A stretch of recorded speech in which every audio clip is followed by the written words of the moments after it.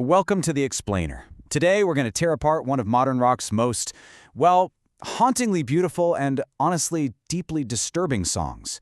We're talking about a track that literally sounds like a dream, but when you listen closely, it's telling you a story that's a complete nightmare. So can a beautiful song hide a horrifying secret? Well, that's exactly what we're about to find out. We're diving into a song that wraps you up in this gorgeous, immersive sound, but it's telling a story so dark you could listen 100 times and completely miss it. It's the perfect, and I mean perfect, example of this. Okay, so to really get to the heart of that dark secret, we've got to start with the surface. We have to talk about the music itself. Digital Bath is, and I'm not exaggerating here, an absolute masterpiece of atmosphere. It is designed from the ground up to just pull you right in.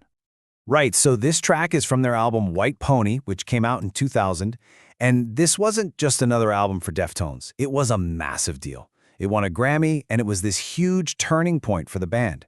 I mean, they were deliberately moving away from that aggressive nu metal sound people knew them for, and they were really pushing themselves into some way more experimental, way more atmospheric places.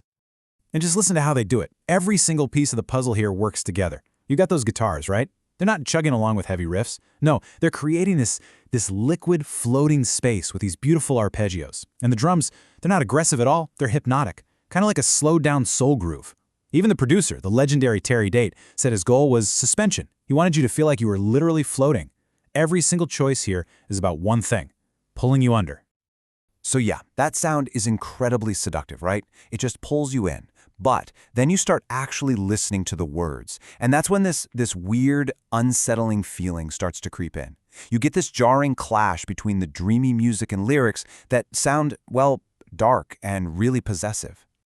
So the song kicks off with this line, "You move like I want to see like your eyes do." And at first you might think, oh, that's kind of sweet, like a lover's admiration.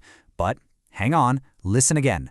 This isn't just about watching someone. It's about wanting to be them, to literally control how they see the world. That's not just love, that's a desire for complete fusion, a hint at something way more obsessive, way more controlling.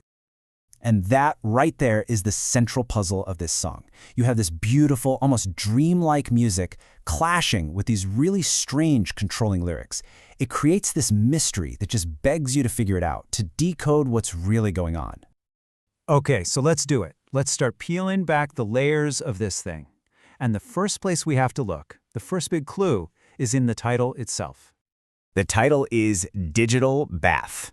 And that, my friends, is a perfect oxymoron. Two words that just shouldn't go together. And that's our first major clue that this whole song is built on a tension between two completely opposite ideas. And here it is, laid out plain and simple. Think about it. Digital. What does that make you think of? Cold, artificial, ones and zeros, binary code. And then bath. That's the total opposite.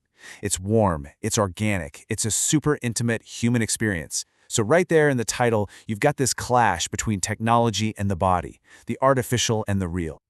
Now, this next line, this is a crucial piece of the puzzle. And I know you can see the chord break away. Wow, that phrase, the chord break away, is so powerful it immediately brings up images of birth, right? But also something way more sinister, something to do with death. And you can look at this line in two really chilling ways. I mean, from a straight-up physics point of view, an electrical cord in a bathtub means, well, it means one thing, right? Fatal electrocution. But then, if you look at it more like a piece of poetry, it's this horrifying twist on the idea of birth. The umbilical cord breaks to give life. This cord, an electrical cord, breaks to take it. And then we get to the bridge of the song. And honestly, this is the chilling centerpiece of the whole narrative. There's no poetry here, no metaphors. It's just a cold, clinical, step-by-step description of what happened. Let's put on our forensic hats for a second. You breathed, then you stopped. That's the moment of death. Then dried you off. That's literally altering a crime scene. But psychologically, oh, it's even darker. The contrast between you stopped and I breathed. That's a raw declaration of power. Her life is over, but his continues. He's asserting his dominance. And the act of drawing the body, that's this perverse, ritualistic, final act of possession. So you have to ask, what's the motive here? What is the psychological reason for this? Because this doesn't feel like a crime of passion or rage or revenge. No, this is about something else entirely. And this line, the one that gets repeated in the chorus, this is the key. Tonight, I feel like more. That's not just a cool lyric. That is the narrator's entire psychology, wrapped up in 5 words. That is the motive. So what does it mean to feel like more? Well, it's basically a declaration of transcendence.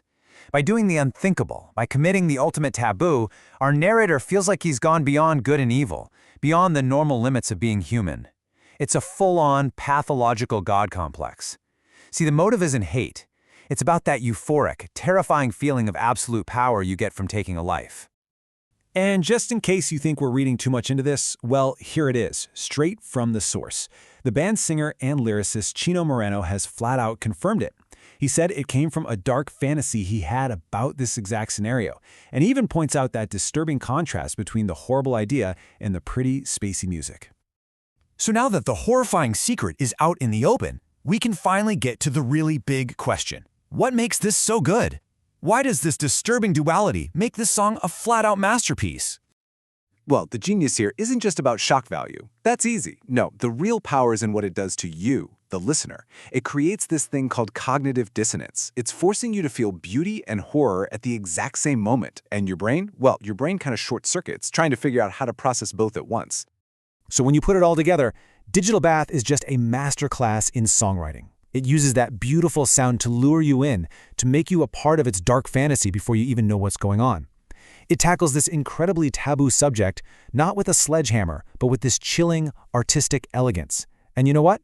This is the song that really cemented Deftones' reputation as a band that wasn't afraid to go to those dark, uncomfortable places, and to do it beautifully. And that leaves us with this final, lingering question. What does it really mean when art makes something so dark sound so incredibly beautiful? The song doesn't give you any easy answers. Instead, it just leaves you there to think about that complex and, yeah, pretty uncomfortable line between what we find beautiful and what we find moral.